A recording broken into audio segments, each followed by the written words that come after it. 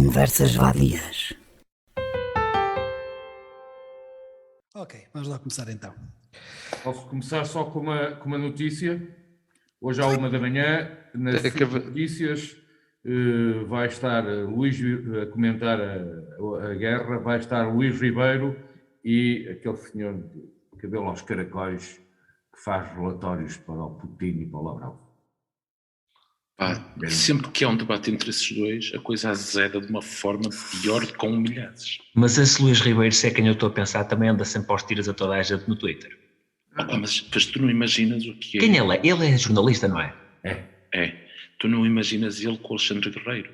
Mas com o Alexandre Guerreiro qualquer santo se enerva. Todos se enervam, mas este consegue haver. Há ali momentos em que eu até tenho piedade do Alexandre Guerreiro. Porque o gajo passa-se completamente. Olha, o Alexandre Guerreiro, caixa de ressonância. O Alexandre Guerreiro é estimá-lo bem, que tem sido uma excelente alavanca para o aventar dar um salto de caralho. Está a calar. Nunca se viu nada assim desde o Passos Coelho, caralho. Sim, por acaso. Eu até achei estranho o nosso Mendes não ter dado por ela no meu artigo sobre o Alexandre Guerreiro. Estás-me a ouvir? Estou. Ele foi nomeado pela PAF. Mas espera aí, isto não é do famoso, isto que é do 2? É o meu artigo 2. Eu hoje ainda não fui ver nada, hoje não tive hipótese de ver nada. No meu artigo 2 eu explico que o Expresso fez a peça que fez, muito baseado naquilo que as redes dizem e que nós temos dito no Aventar. Então eu hoje deixei mais 2 novidades para o Expresso, que é: o rapaz foi exonerado das secretas, e quando foi exonerado das secretas, a presidência do Conselho de Ministros, do governo da altura, criou um lugar à medida para o Alexandre Guerreiro. Não é bem assim. Explica. O diretor lá de serviços, o diretor do CIED, exonerou o Alexandre Guerreiro com base em razões de conveniência de serviço. Segundo eu soube, porque me procurei informar com alguém que percebia disso, normalmente quando se usava essa explicação, ou era porque o homem se queria ir embora mesmo, por vontade própria, o que duvido neste caso, ou então era para tentar fazer uma saída dos serviços de informação sem levantar muitas ondas, porque tinha havido a asneira da grossa. Isto foi a explicação que me deram, atenção. Na maior parte dos casos era assim, quando se usava a conveniência de serviço.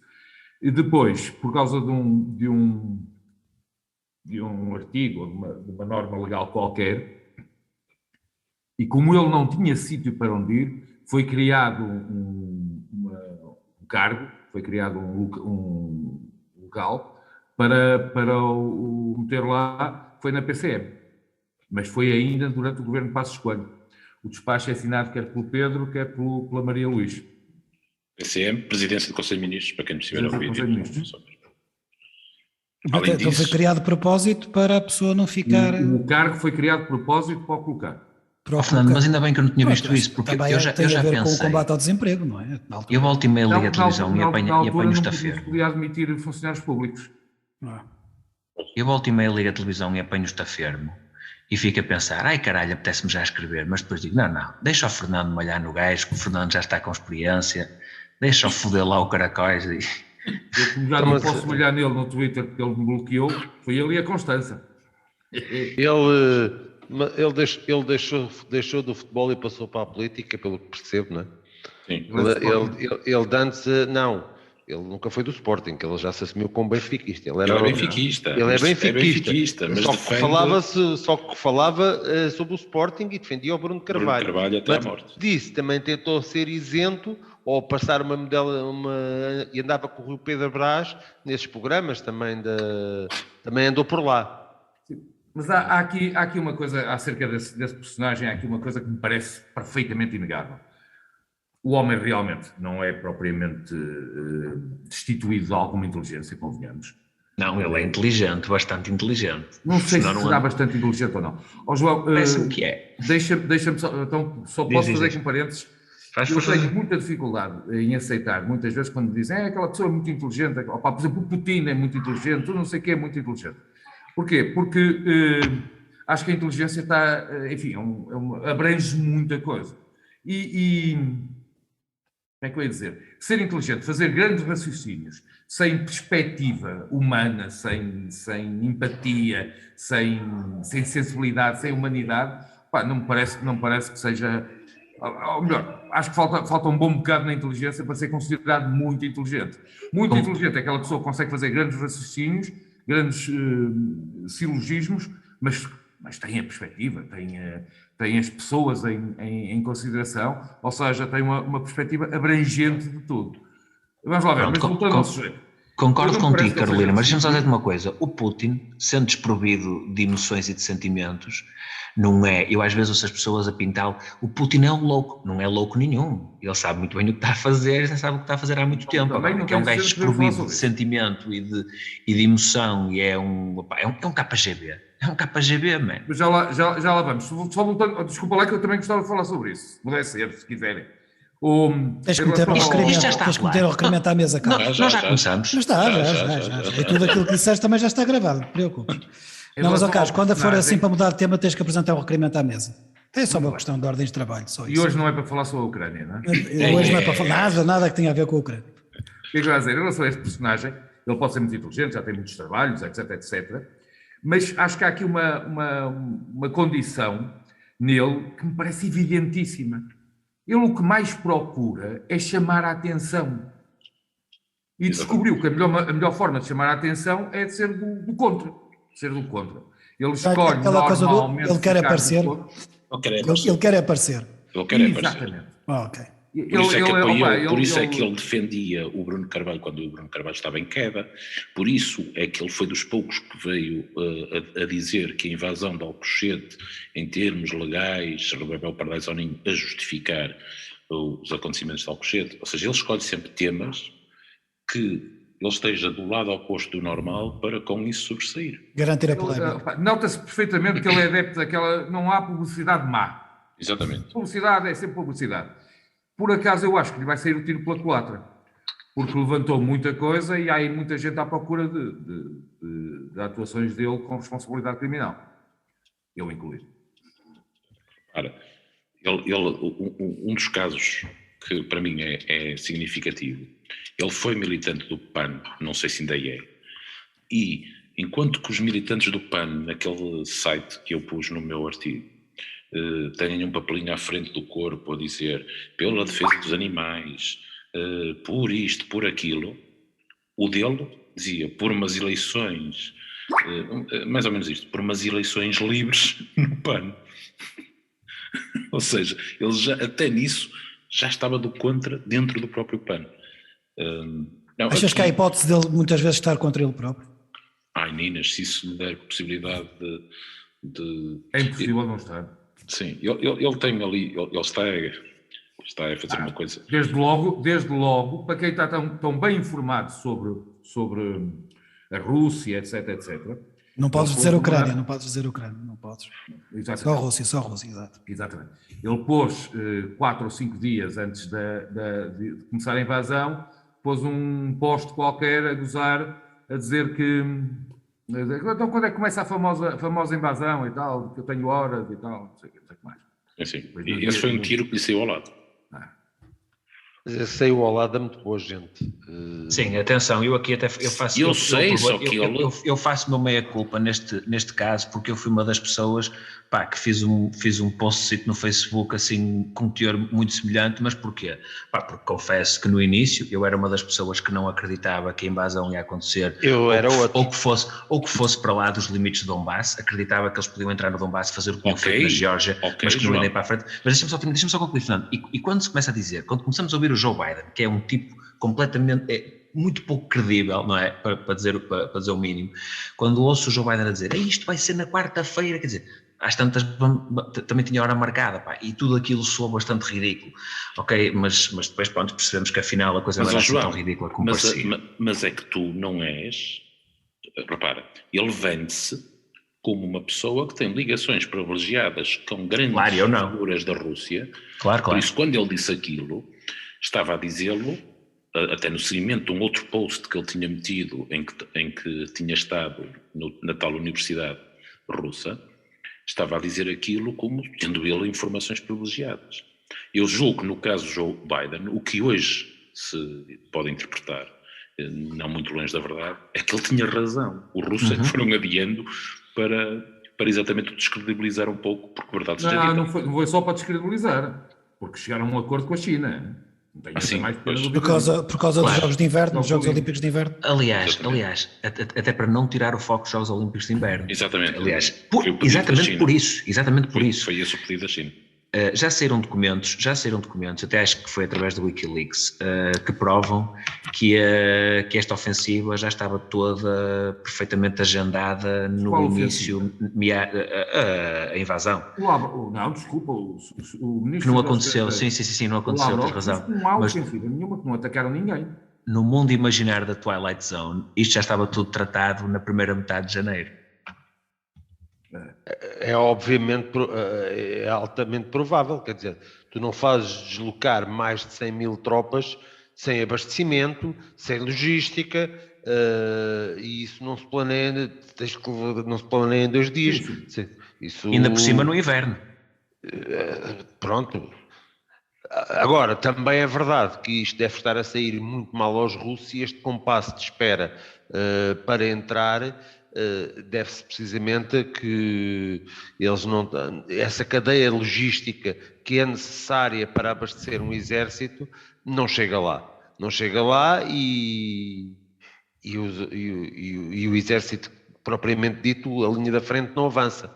Está estagnada, está perfeitamente estagnada. O que vês são mísseis, são aviões, mas as tropas no terreno, as botas no terreno, quer da infantaria, quer da artilharia, estão perfeitamente estáveis.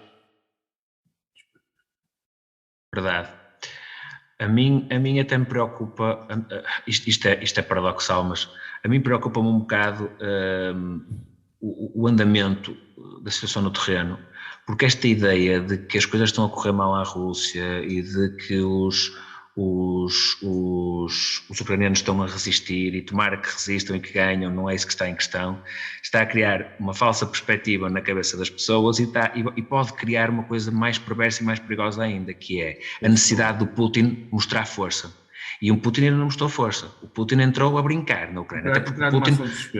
Até porque a Ucrânia não tem força aérea, não tem marinha, acho que praticamente não tem acesso ao mar também, não interessa nada ter marinha.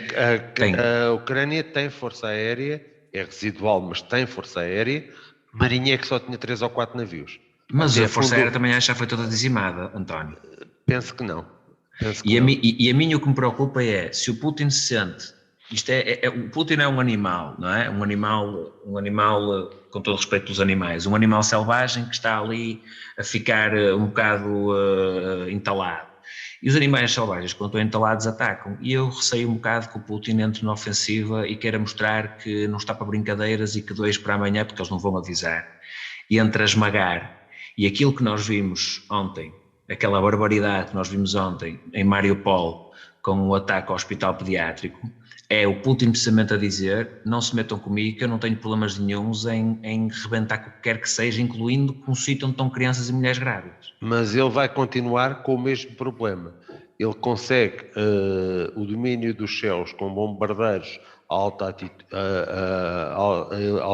altitude, consegue lançar mísseis, mas não consegue fazer avançar os blindados e a infantaria. E sem avançarem os blindados e a infantaria, ele não ocupa cidade nenhuma. Portanto... Mas a questão aqui também é, António, será que ele não consegue ou ele não quer? Eu vou puxar aqui a história um bocadinho atrás, vou-vos lembrar de uma coisa que todos vocês devem ter visto e quem nos está a ouvir também. 2 ou 3 dias antes da invasão, há uma reunião no Kremlin que é transmitida, em que está o Putin numa mesa e estão 20 ou 30 dignatários, e depois vai lá o gajo das secretas, e o gajo das secretas é literalmente humilhado e enterra-se todo. Ora bem, aquilo não estava a ser transmitido em direto. Se aquilo veio cá para fora porque ele quis que viesse cá para fora. O que é que ele quis dizer com aquilo? quis passar ao mundo, porque quando nós vemos uma situação daquelas, a primeira ideia que nos vem à cabeça, pelo menos a minha, é, olha-me bem o nível de desorganização destes nabos, que estão aqui a fazer estas figuras, o Putin está a desautorizar o chefe dos serviços secretos e a humilhá-lo, para toda a gente no mundo ver, o que é que ele pretende com isto? Se calhar pretende criar, agora pensando um bocado mais a frio, se calhar pretende criar uma imagem de fraqueza, de fragilidade, de desorganização, para depois no terreno, para convencer se calhar o inimigo de que aquilo está uma barafunda, e depois no terreno a coisa ser de maneira diferente, porque nós sabemos perfeitamente que se o Putin se quiser ir com força... Desculpa lá, é normal os russos perderem um general que comandar a sua artilharia? Não é nada normal. Mas aqui também, eu confesso que ainda não conheço a fundo essa situação, mas existe aqui a possibilidade de ter sido também uma boa ter sido a estratégia da Ucrânia, da tropa ucraniana, fazer a folha aos gajos. Agora, claro, um exército com a potência do russo, com os recursos do russo, com a tecnologia do russo, deixar-se apanhar e perder um alto dignatário do exército realmente é... Foram vários, sim, mas houve um que era mesmo um general, um general super medalhado de não sei quantos combates. Um veterano da guerra da Chechênia. Um veterano de guerra, exatamente. Exatamente. Vocês lembram-se há uns anos atrás, há uns bons anos atrás, quando o mundo ficou espantado como é que uma avioneta aterrou na Praça Vermelha? Isso é fácil. Entanto, essa foi fácil. E no entanto, foi fácil, com toda aquela rede de radares, etc. Isso foi em que ano? Em que ano é que foi nos anos 80? Foi em 84, 85, por aí. Meados de 80, se estou já foi muito em cima do colapso, eles ali já estavam completamente... Não, João Mendes. Não, isto só para dizer... Foi uma avioneta dos tempos da Primeira Guerra Mundial, praticamente, porque foi uma daquelas avionetas que voam a baixa altitude, tão baixa altitude, que ludibriam os radares. Não, António, mas a questão é esta. Eu estou-me a referir às percepções, eu não vou discutir as questões técnicas, como é que conseguiu passar os radares, eu estou a falar das percepções, ou seja, as percepções que nós às vezes temos que um país é altamente organizado ou que é desorganizado, vai muito da informação e da contra-informação, ou da propaganda, ou do que queira-se chamar, que existe, e portanto, parece-me, não sei, mas... se calhar um bocado especulativo demais estarmos a dizer qual é que vai ser o caminho ou seja, quais são as intenções do Putin, ou seja lá o que for, porque nós, informação fidedigna e verdadeira, não sei se teremos muita. Não sei se teremos a informação que eles dão é deliberadamente para enganar, não é? Claro, exatamente. Portanto, é muito difícil a pessoa percepcionar intenções. Isso. Mas que eles dão ambos. Mas que eles dão ambos. Sim. Repara, eu lembro-me, eu digo isto porque me lembro ainda dos anos 80, tenho memória desses tempos, quando no Ocidente se dizia que as divisões soviéticas de blindados eram uma coisa colossal e que tinham submarinos que era um poder inimaginável, que servia para justificar à opinião pública ocidental que tínhamos que gastar dinheiro em armas e mísseis, que se calhar de outra forma não havia tanta predisposição para pagar, não é? Ficar outra vez, não é? Para toda a gente a aumentar o orçamento militar, não é? Exatamente. Portanto, convém também dizer que os soviéticos, que os russos neste caso, são mais perigosos do que aquilo que na realidade eles até são. Não estou a dizer com isto que eles não representem perigo, atenção. Estou a dizer é que convém sempre, faz parte da estratégia, sobrevalorizar o inimigo, porque sobrevalorizando o inimigo justificamos os nossos gastos. E há uma coisa que nós temos de ter em atenção, é que não é só todos os países estarem a aumentar, e aliás a Europa já disse que Portugal tem que aumentar relativamente ao seu orçamento a verba do militar. Mas agora, exato, agora a questão é que começa-se a ver que isso já foi o ponto de partida da Alemanha, por exemplo. E estamos a falar de uma ou duplicação ou triplicação. Países escandinavos, não é? Países escandinavos aumentaram. Sim. E, portanto, Alemanha... esta escalada militar de aquisição de material bélico e de aumento de capacidade militar, etc., muito sinceramente, quer dizer, isto poderá ter muito interesse para a indústria do armamento. Agora, estas escaladas militares, não é por aí que nós vamos resolver o que quer que seja. repara, minimamente. Da mesma forma que a pandemia gerou lucros colossais à indústria farmacêutica, agora a situação da Ucrânia vai gerar lucros colossais à indústria do armamento. No caso da Europa, talvez venha a ficar menos dependente dos Estados Unidos, porque a Alemanha vai se libertar um pouco do espartilho e vai começar, e a Alemanha tem capacidade, de facto, para, como teve no passado, para criar ela própria e desenvolver armamento. Mas, claro. Desculpem lá, voltando um bocadinho atrás, e acerca dos objetivos do Putin e o que é que ele vai conseguir. É que eu, para além de, pode ser o wishful thinking, mas, sinceramente, o que eu noto nos últimos dias, em tudo o que vem da Rússia, e passando por cima da veracidade do que eles dizem ou não, do interesse do que eles dizem, o que eu noto ali, isto quase instintivamente, quase sem saber verbalizar muito bem, mas noto ali muito nervosismo.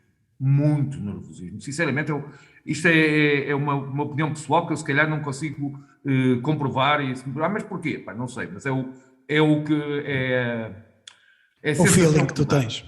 É a sensação que dá. Mas isso é normal que os russos estejam nervosos, porque primeiro eu não acredito, aliás, sim, isto é uma questão de crenças que nós não estamos dentro da cabeça deles, e eu acredito que o Putin não estava a contar com tanta, vamos chamar-lhe, dissidência entre os seus habituais compradores de energia.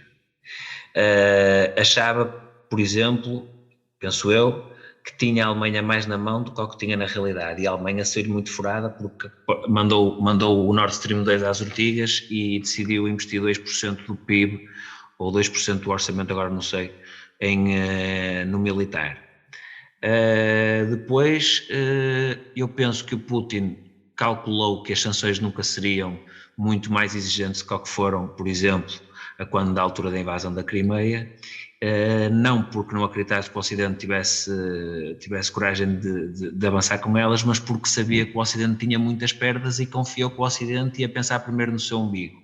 E o Ocidente, nesse aspecto, há que se tirar o chapéu, um bocadinho por pressão popular, e já falamos aqui a semana passada sobre isto, a questão do SWIFT, entre outras, mas a questão do SWIFT é claríssimo que resultou muito da pressão popular, porque num dia falava-se no SWIFT, no outro dia dizia-se, mas as empresas e fazer esta exceção e aquela, e as pessoas começaram-se a manifestar em massa, aqui na Alemanha, na Dinamarca, onde quer que fosse, e eles sentiram que tinham que ir com isso para a frente.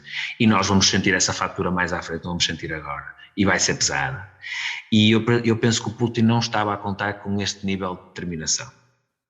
Aqui há uma coisa, por exemplo, se ele realmente, vamos lá ver, quisesse, como disse várias vezes, ou como deu a entender várias vezes, reescrever a história e quase extinguir a Ucrânia, porque diz que a Ucrânia não existe, o que ele tentou dar a entender é que a Ucrânia não existe, faz parte do mundo russo, etc, etc. Aí é logo um falhanço total e absoluto. Porque se há coisa que ele conseguiu foi solidificar a nacionalidade ucraniana. E pelo menos durante umas centenas de anos, porque quer a resistência, quer a união, quer os heróis, quer os mártires que ele criou, enfim, só ajudam a fortalecer a nacionalidade ucraniana. Mas conseguiu que no resto do mundo nascesse um apego, uma afeição pelos ucranianos, como nunca existiu. Eu muito sinceramente, e com todo o devido respeito, eu nunca me lembrei de ucranianos, e amanhã já recebo um casal aqui em casa. E já tenho mais uma família para vir na próxima semana, etc, etc, e é o que for preciso. Eu adoro ucranianos neste momento. Portanto, isto saiu-lhe completamente furado. Mesmo no plano interno, as coisas enfim, as possibilidades de ele ter sucesso são efêmeras. Porquê? Porque assim, os que eram a favor do Putin e daquela ideia da Rússia imperial, esses continuaram. Não acho que tenham aumentado por causa disto. Mas aumentou significativamente o número de opositores e a dinâmica e a garra dos opositores. E a hostilidade internacional. Exatamente. Ou seja, e aumentou outra coisa. que é, se até aqui, por exemplo, e quando há bocado falavam da China, é possível, por exemplo, na China, o governo fechar as notícias e a população não saber o que é que se está a passar, e em certa medida também é possível ao governo russo fazer o mesmo, mas como é que o governo russo vai explicar à população que o McDonald's fechou, que as lojas fecharam, que todas as lojas que eles conheciam fecharam de um dia para o outro? E como é que vão explicar às famílias dos 100 mil ou 130 mil, ou lá quantos são, soldados que estão na Ucrânia? Ou seja, mas esses ainda é possível dizer... Mas são esses que estão a telefonar, mas repara, são esses que estão a telefonar para a linha de apoio que foi criada pelo Mas são esses, sim, alguns desses sim, mas esses ainda podes sempre dizer às famílias que estão em manobras militares, não estão em guerra. Sim. Não estão em guerra, estão em manobras. O problema agora, é a chegada dos caixões. Agora o problema, exatamente, o problema é os 3 ou 4 ou 5 mil. Não podes desaparecer com as pessoas. O exército russo tem caminhões incineradores para cremar os mortos no imediato. Agora deixem-nos dar uma notícia. João Mendes, olha que isso mexe também com a crença religiosa, isso aí, cuidado. Sim. Deixem-me só dar-vos uma notícia que tem minutos, ok? A fonte é boa. As forças russas que estavam a avançar lentamente em Kiev a partir da cidade de Sumy, no leste da Ucrânia, começaram a retirar para a fronteira da Rússia Ocidental nas últimas horas, de acordo com funcionários da Intel dos Estados Unidos. Não há indicação do porquê que isso está a acontecer. Entretanto, saiu mais à frente uma possível indicação de que pode ser um reagrupamento estratégico ou uma rotatividade das tropas devido a problemas de baixa moral e problemas de logística. Ou seja, isto está a ser uma salgalhada monumental para os russos. Sim, mas também pode haver outra coisa. Aqui também entramos na questão da propaganda. Temos que ter muito cuidado a analisar este tipo de informações, porque nunca sabemos onde é que vem a propaganda e a contra-propaganda. Isso foi o que eu disse há bocado. E tens outra coisa. Agora outra coisa. Vocês estavam a falar da questão das reações populares, etc. Não se esqueçam que neste momento há muito oligarca com a sua vida profundamente bloqueada. Não te iludas, Zé Mário. Não te iludas com isso. Nem da tua marca da terra, mas eu compreendo o Zé Mário. Não é de sua menos importância, porque quando deixar de comprar aquilo que lhes apetece, ir para onde lhes apetece e verem a sua liberdade. Já não pode, já tem que ter muito mais cuidados. É uma chatice. E eles não estão habituados a isso. Eu peço eles têm dinheiro a mais para se estarem habituados a isso. Eu hoje vi um relatório fidedigno que contraria um pouco isso nesta base, que é os oligarcas russos, e nomeadamente as suas famílias, e o problema, neste caso dos oligarcas, muitas vezes está a ser as filhas e os Instagrams. Essa é que é a realidade. Porque estão a postar fotos no Instagram, no Dubai, nas lojas de luxo, e a dizer que continuam a ter uma vida normal, só estão no Dubai. Claro. Ou seja, o grande problema... Isso também não é contra-informação ou propaganda. Não, isto são elas que estão a pôr. São elas que estão a publicar. Claro que não podem dar parte fraca. Eles realmente podem estar no Dubai muito bem, mas é que antigamente, há 15 dias, podiam estar em todo o mundo muito bem. E agora só podem estar num sítio. Pois é que eu estou a referir. É a perda da liberdade que eles não estão habituados a isso. Podem não ter sido cancelados, mas estão dificultados. Mas deixem-me dizer-vos uma coisa.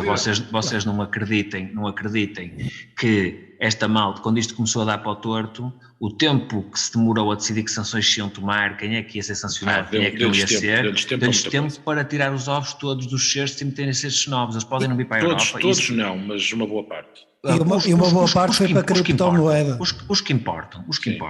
Agora, eles podem até não conseguir vir para todo lado na Europa, mas vão para as Caraíbas, vão para os Dubais e acabam, pronto, é umas férias, umas férias chatas no Dubai. Pronto. Por exemplo, as informações que existem neste momento é que, por exemplo, nunca houve tanto iate estacionado nas Maldivas como nos últimos dias. Ou seja, foi um dos pontos de fuga. E o grande problema aqui é que isto faz-me lembrar um pouco aquela questão... Mas é fuga. Mas é fuga. E é que me estou a referir. E esta gente não está habituada a fugir. Esta gente está habituada a pôr os outros a fugir, que é diferente. Se tivesse que fugir... Não são eles. Se eu tivesse que fugir... Desculpem, eu não tinha hipótese de fugir para as Maldivas, senão, Fernando, mas não é isso que eu estou a falar. Está bem, mas é a tua escala, é a minha escala, é a escala do cidadão comum, mas a escala desta gente não é? Aliás, se eu fugisse era Pariosa. Se fugisse era Pariosa. Exato, Ariosa, sim, isso aqui era um bom enclave para ficar libertos. Eles é que viam, eles que entrassem lá com constantes. E é assim, e no meio desses, eles vai haver 3 ou 4 ou 5 ou 6, não interessa, que vão ter enormes problemas, a quem a vida correu mesmo mal, porque não conseguiram safar o que os outros safaram. Sim. E esses vão se virar contra eles. A questão é a nossa esperança. É a nossa esperança. Pois é, exato, mas era isso que eu estava a referir. A questão é se eles permitem que a vida continue a correr bem ao Putin. Pois é isso. Pois é esse tipo de reação que pode acontecer, é isso, é exatamente. Que há outra coisa, o Putin, o número, o que estava a dizer, a quantidade de pessoas contra o Putin na Rússia, tem obrigatoriamente de ter aumentado. Nós assistimos a coisas que nunca tínhamos assistido, que são pessoas a admitirem-se de altos cargos na cultura, etc. Foram coisas e é preciso ter uma coragem do caralho. Sim, exatamente. Mas era isso mesmo. Ou seja, o que é que vai acontecer? O Putin, para segurar aquilo, vai ter de aumentar a repressão. E sendo certo que a Rússia, enfim, até pela URSS, desde a Rússia Imperial até passando pela URSS, sempre estiveram habituados a um nível de medo, a um nível de repressão. De autoritarismo. De terror. É mais do que autoritarismo, é terror. O que é certo é que viveram um espaço agora que lhes mostrou, nem que não seja ao de leve, superficialmente, que há outro tipo de vida. Ou seja, ele aumentar a repressão já não vai ser a mesma coisa. Ou seja, já está a apostar numa transitoriedade do domínio dele. A questão é se os generais o permitem. Não sei. Para já permitem. O António, o Carlos tocou num ponto, eu já aqui falei, penso que até mais que uma vez, que já estive na Rússia em trabalho várias vezes, e de facto, em Moscou só, sim. Afinal. Eu ia no mesmo avião com o Guerreiro. É interessante porque Moscovo é uma cidade que pouco ou nada difere das nossas grandes cidades europeias. E a malta nova é malta que quer ser ocidental, que quer consumir ocidental, que quer ver os mesmos concertos, que quer ver os mesmos filmes, que quer vestir as mesmas roupas, que quer viajar, que quer todas as coisas. Eu até acho que a semana passada falei aqui que eu estive lá uma altura em que fiquei lá 2 semanas e no fim de semana andava a passear e havia um festival gratuito com altos nomes no centro de Moscova, no Parque Gorky, e os patrocínios eram todas empresas americanas.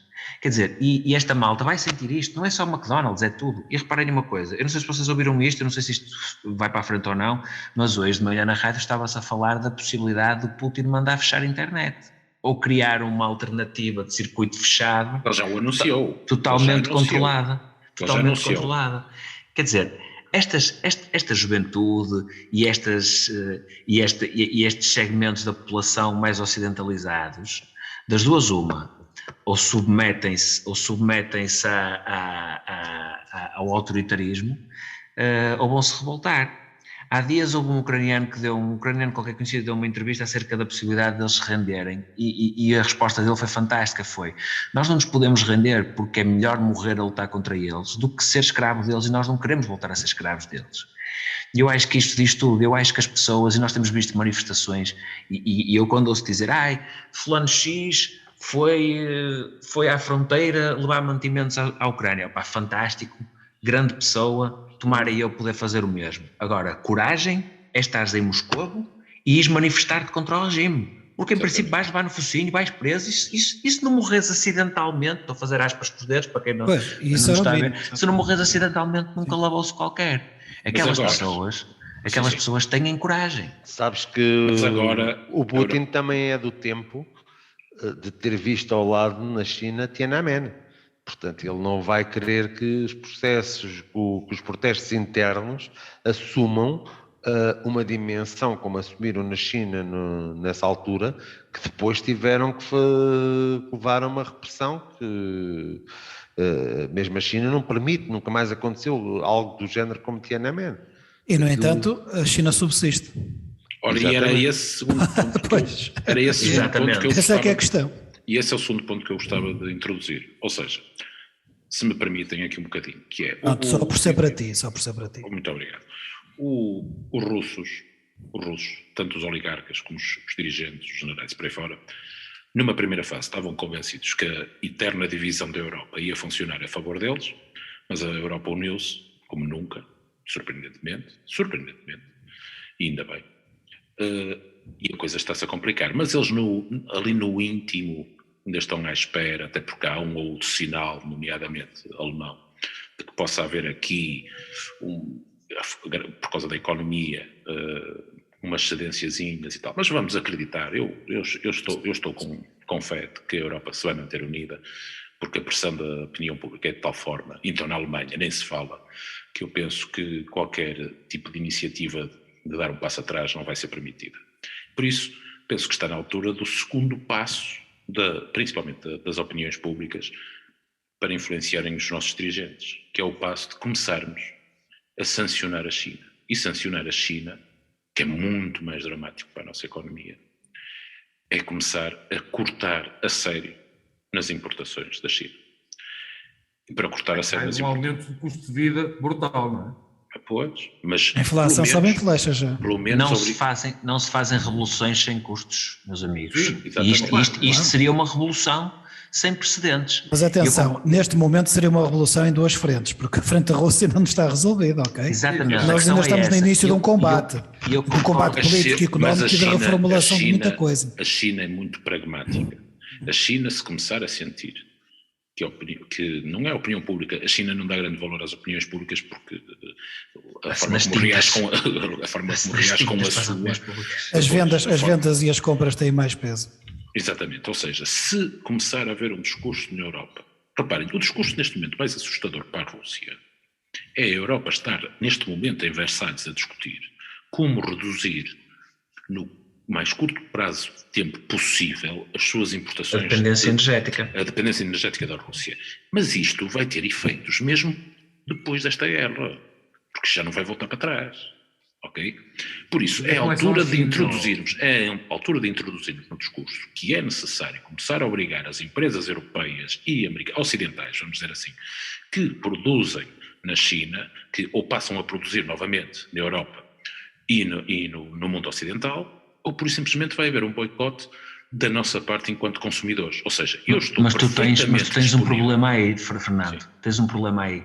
Eu concordo contigo, concordo também com o Zé Mário, porque eu acho que não é o momento, não podemos ter as duas frentes ao mesmo tempo. Eu já defendo o corte com a China e com a Rússia há muitos anos, portanto isso para mim é uma coisa que eu sou perfeitamente a favor disso. Agora, nós não conseguimos ter estas duas frentes ao mesmo tempo e depois há outro problema. No caso da China e desse boicote comercial, que não teria no imediato uma justificação relacionada, por exemplo, com uma invasão do país, ainda que nós temos muito que apontar à China, a China ia fazer aquilo que qualquer país na situação da China faria, que é recorrer ao OMC e dizer, eles não estão a respeitar as regras do comércio internacional, nós temos tratados assinados.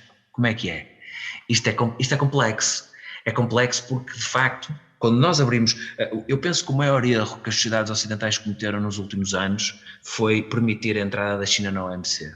No imediato foi fantástico para quem era empresário e conseguiu reduzir brutalmente os custos, expandir o negócio e and so on.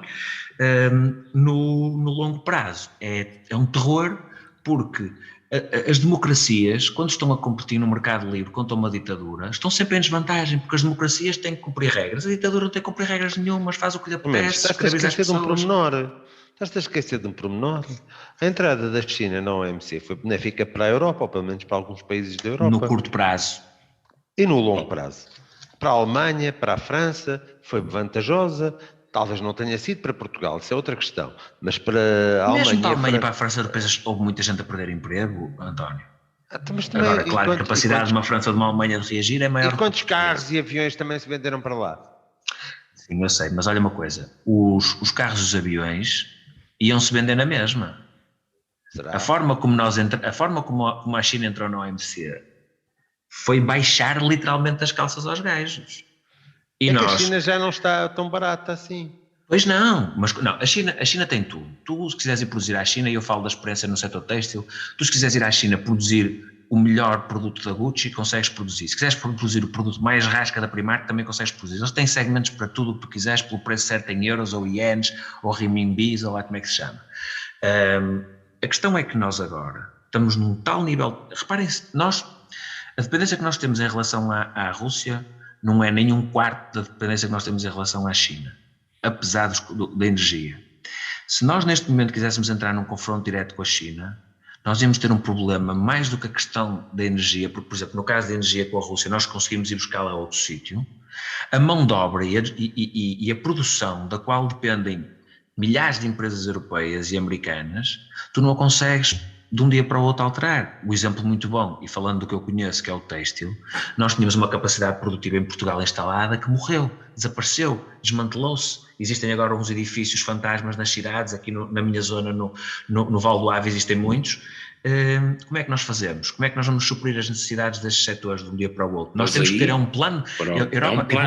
A Europa precisa de um plano de reindustrialização, e depois é que pode fazer essa guerra. Como estamos neste momento, é uma guerra para perder. Então, e muito mais complexa contra a China domina economicamente a África, domina economicamente a América Latina, domina economicamente a Ásia. Isso quer dizer que as matérias-primas estão praticamente todas com um acesso mais facilitado à China do que à Europa.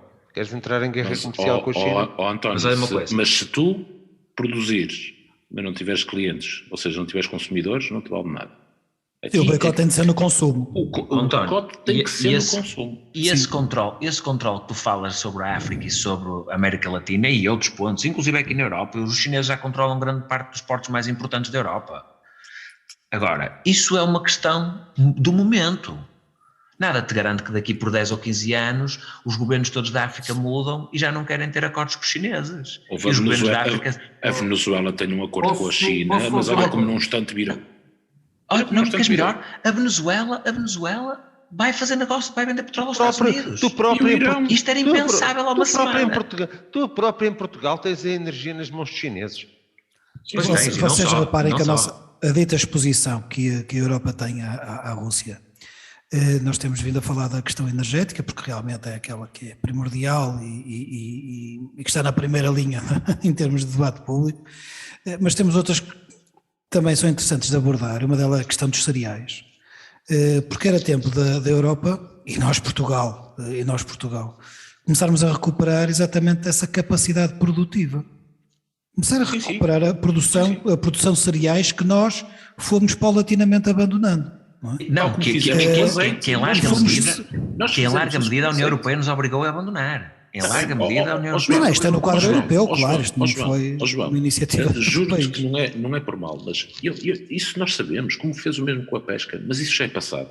Eu já estou numa outra fase, que é dizer assim, nós temos que atacar a China, entre aspas, temos que atacar pelo lado do consumo, e isso passa muito mais por nós do que se calhar pelos nossos dirigentes, porque depois vem a reboque, ok? E depois por uma outra coisa, eu vou aqui, eu não vou dizer o nome do político em causa, porque é um político que é persona não grata. Tem muitos defeitos, esse político de um outro país. Mas fez uma coisa, quando foi primeiro-ministro desse país, absolutamente extraordinária, e que quando deixou de ser primeiro-ministro lhe trouxe problemas na justiça. Trouxe? Não, ainda está a trazer. Porque ele fez uma coisa que é ilegal. Mas há ilegalidades muito inteligentes. Ele pegou, quando foi eleito primeiro-ministro, pouco tempo depois, pegou nas 15 maiores empresas do seu país, reuniu-os a todos e disse assim, meus amigos, o nosso país precisa que vocês se internacionalizem a sério. E nós, governo, vamos ajudar.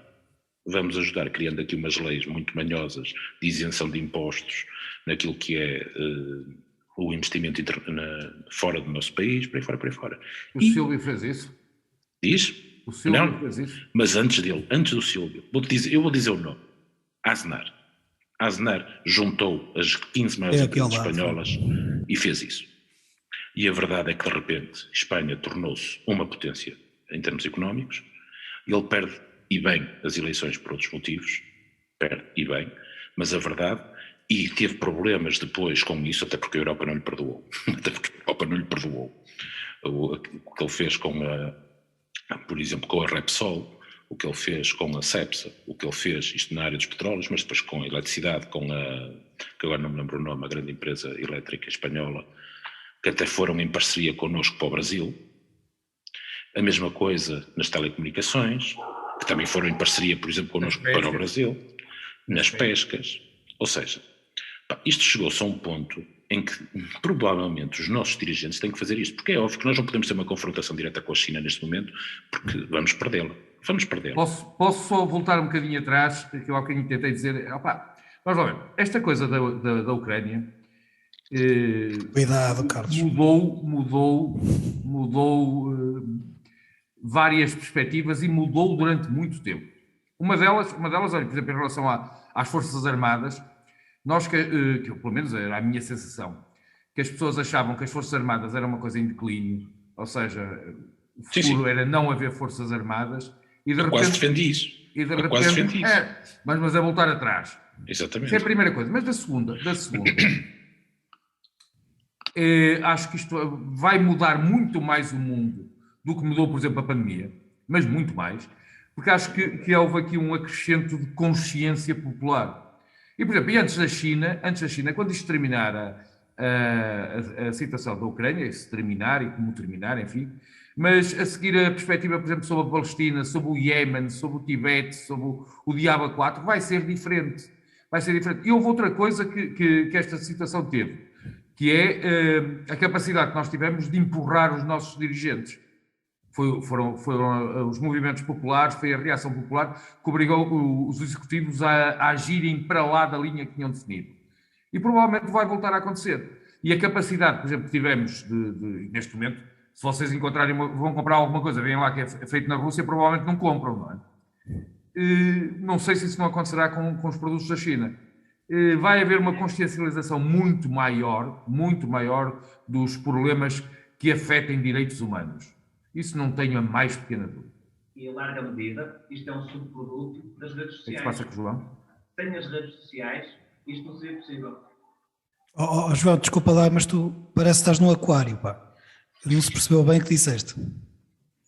Dizia eu que sem as redes sociais nada disto tinha sido possível. Claro, sim. As redes sociais têm... Foi o grande veículo. O seu lado mau e o seu lado bom, e aqui revelaram mas muitas vezes, lados. Mas não tens mas a questão é que também hoje não é dizeres made in China ou made in Rússia. Made in Rússia conheço muito pouco, mas tirando matérias-primas.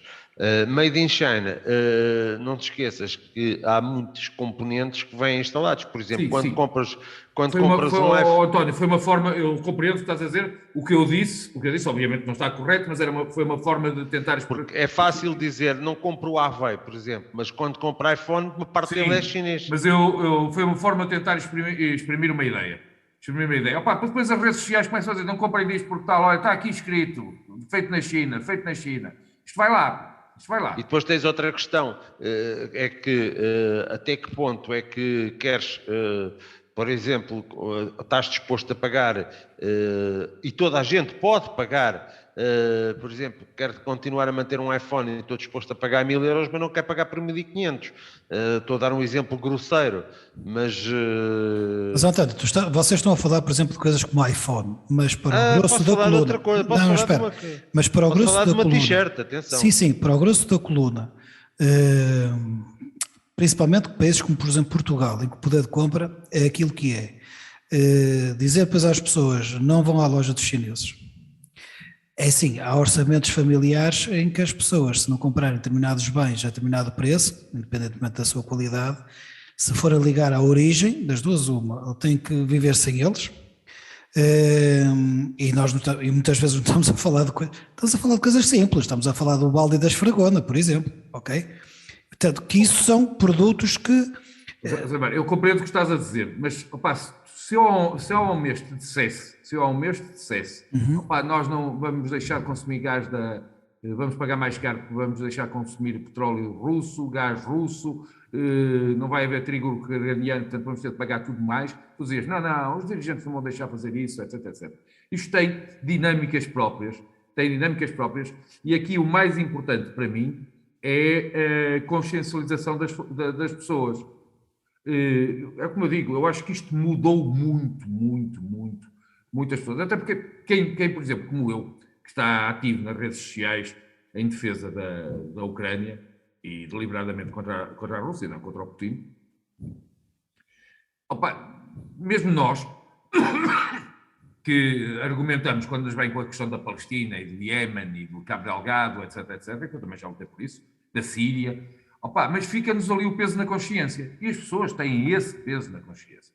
De maneira que agora está toda a gente focada na questão ucraniana, mas não tenha mais pequena dúvida que a seguir esses problemas todos vão ser vistos de outra maneira. Vão ser vistos de outra maneira, com outra intensidade. Se por acaso, e eu até acho que, e oxalá assim fosse, houvesse uma mudança na Rússia e Putin fosse um personagem que saísse de cena,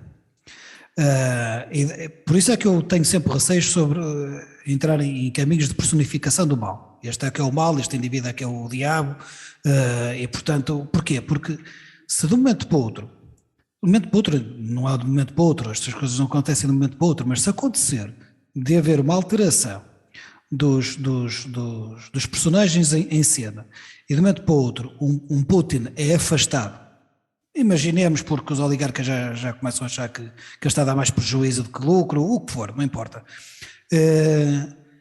Não, eu duvido que a Europa vá continuar a dizer nós com a Rússia já não queremos mais nada. Claro. Provavelmente vamos recuar e se calhar em 2, 3 anos o Nord Stream 2, a conduta de gás volta outra vez para cima da mesa. Não há problema nenhum em fazer negócios com a Rússia. Não, claro que não, mas o que eu estou a dizer é que esta alteração de comportamentos, neste momento estamos a ser levados ao extremo, porque não há outra hipótese, porque é o grande veículo que nós temos que estar à parede, por assim dizer. É provável, mas é provável também que não se coloquem os ovos todos no mesmo cesto, mesmo que o Nord Stream 2 avance, que não se fique tão dependente disso, e entretanto o rearmamento alemão não volta para trás. Não, sem dúvida, mas isso só para dizer o seguinte, é que isto não é uma questão de, a meu ver, disto criar uma dinâmica de alteração de comportamentos tais, que isto agora é só para a frente, é o que eu caminho. Não, aqui além não tem grandes dúvidas que vai haver alguns recuos e alguns acertos. Agora, que as dinâmicas mudem, podem mudar, sem dúvida. Agora a sua permanência e profundidade, tudo vai depender depois. José Mário, vamos ser justos. Estar em cena, não é? Vamos ser justos. Se, por algum acaso, até pode tropeçar na cadeira e morrer, não é? O Putin for afastado, é a obrigação da Europa, são duas as obrigações da Europa. Era aí que eu queria chegar, Fernando, exatamente, uma vez por todas acabar com a ostracização. Exato, a primeira é ajudar, deitar a mão à Ucrânia, porque a Ucrânia está desfeita, claro. E ajudar a Rússia. Exato. E ajudar a Rússia a trazer a Rússia para o palco ocidental. Não podemos cometer os erros do passado. Nós falhamos muito nesse aspecto. Estava a ouvir uma russa na televisão e ela disse uma coisa muito engraçada, muito interessante, que normalmente nós não temos essa percepção. A maior parte dos russos considera-se europeu. Claro. Não tenham dúvidas. E são europeus. Não ouvi. E são europeus. São europeus, está bem. Ok. Mas podia haver de tal maneira aquela dicotomia é Ocidente com a União Soviética, etc. E não se identificarem, mas não é o caso. Não, a maior parte dos russos, até porque são em Moscovo, onde está muita gente, e outras cidades enormes, eles consideram-se europeus. Portanto, a dificuldade de nos aproximarmos deles não é assim tão grande como isso, não é?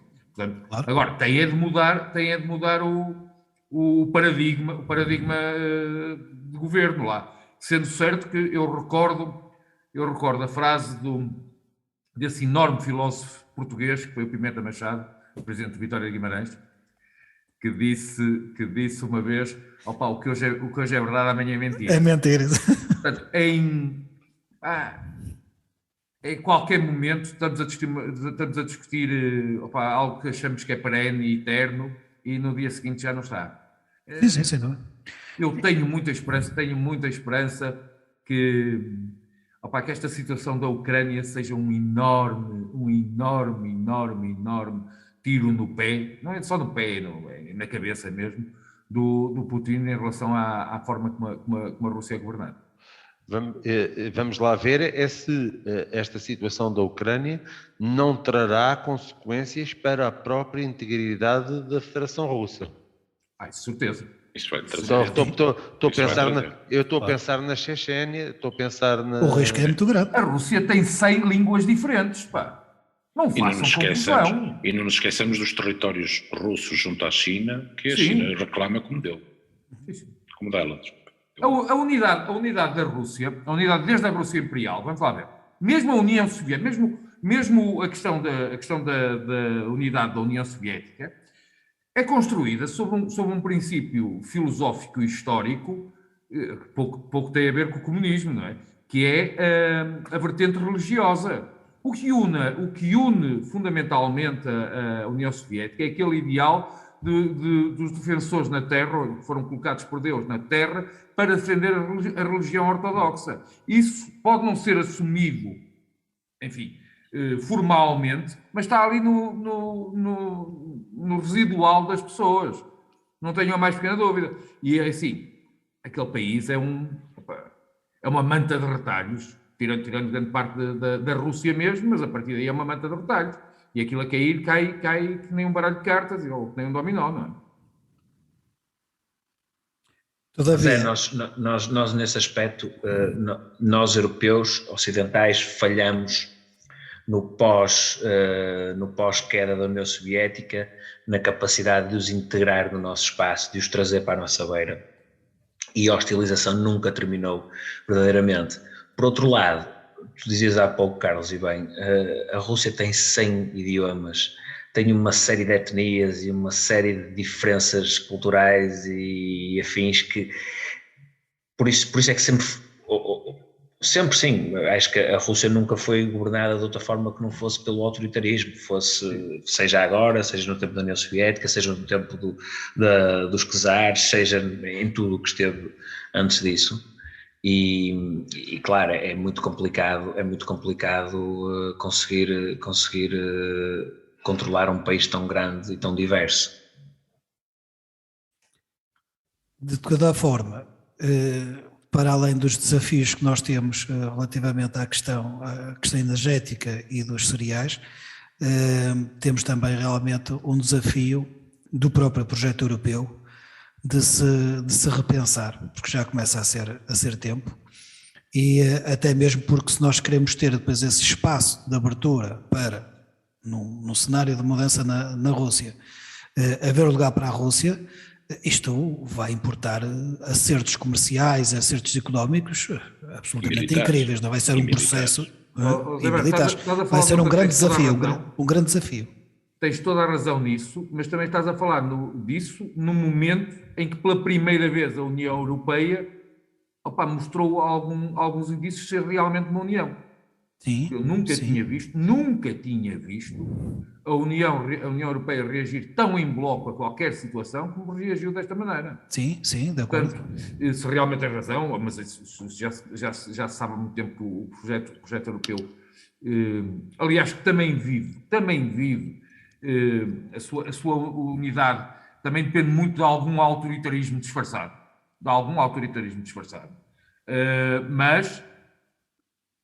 Mas pela primeira vez, estava aqui a ler a mensagem, pela primeira vez a União demonstrou que realmente é uma União, ou pode ser uma União. Não sei se é, mas pode ser. Sim, senhor. Bom, por incrível que pareça, e como foi notório, conseguimos fazer as conversas várias sem se falar na Ucrânia, não é? E o que foi uma coisa absolutamente excepcional, estamos todos de parabéns. A nossa capacidade de diversificação de temas é extraordinária, é épica. É épica. Aliás, eu ia começar com o jogo de futebol, de ontem, um deles, ou de hoje, e dizer, pois, e aquela questão da maternidade? Um balão. Atalho de foice. Como quem não quer a coisa. Exatamente. Ora bem, meninos, passemos às sugestões, pode ser? António, o que é que tens para nos sugerir? Ora, dá-me só aqui um segundinho. Me apanhaste coisa, mas já está. Ora, hoje tenho para sugerir o filme Resistência, um filme de 2020 que apenas agora chega às salas após o período distópico a que os governos nos submeteram, sobre Marcel Marceau e o seu papel na resistência à ocupação de França pela Alemanha nazi. A história é contada neste filme biográfico escrito e realizado por Jonathan Jakubowicz. Também por isso, uma obra atual face aos ventos de guerra que voltaram a soprar na Europa. Muito bem, sim senhor. Ora bem, Carlos Osório, trouxeste alguma sugestão, pá? Avança que eu E na vou manga? já a minha, pode ser? Dá já a tua? Ok, pronto, tudo bem. Ficamos com essa Vou promessa. procurar, pá. Ficamos com essa promessa que vamos cobrar, atenção. Hein? Fernando Moreira de Sá.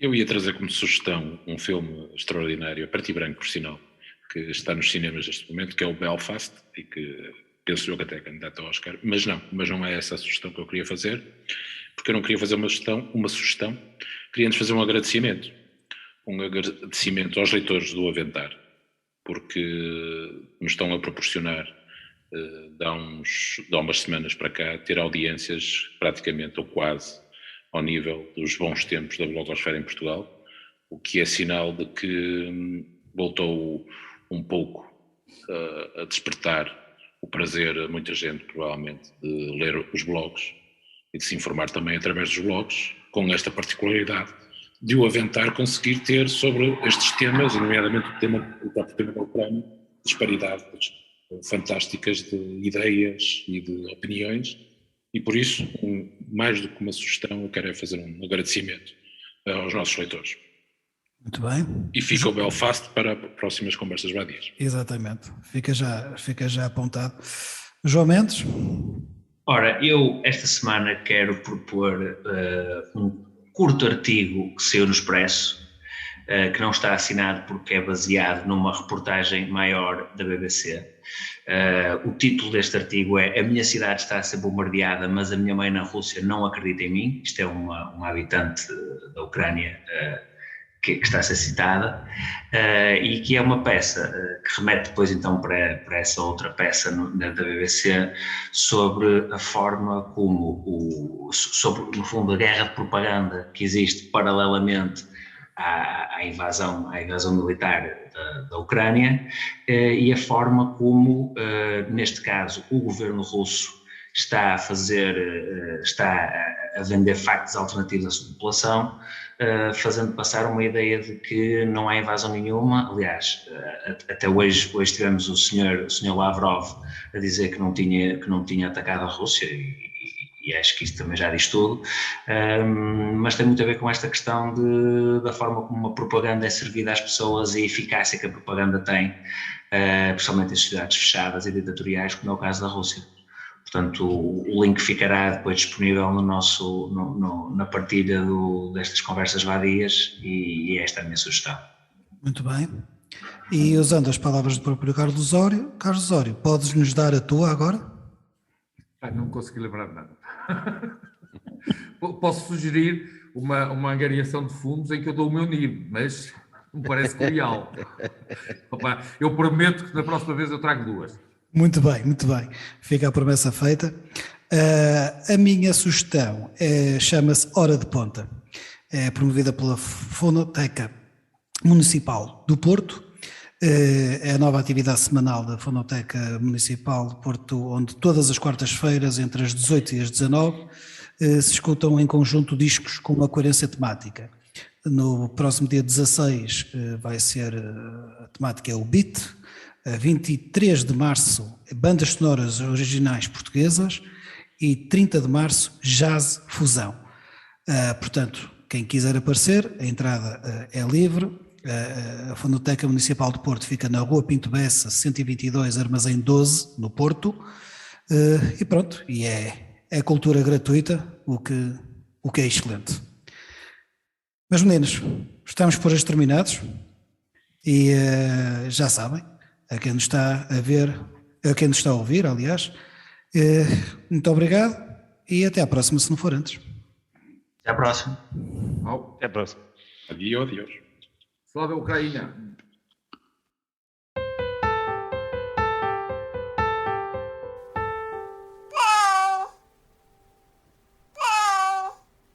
Conversas vadias.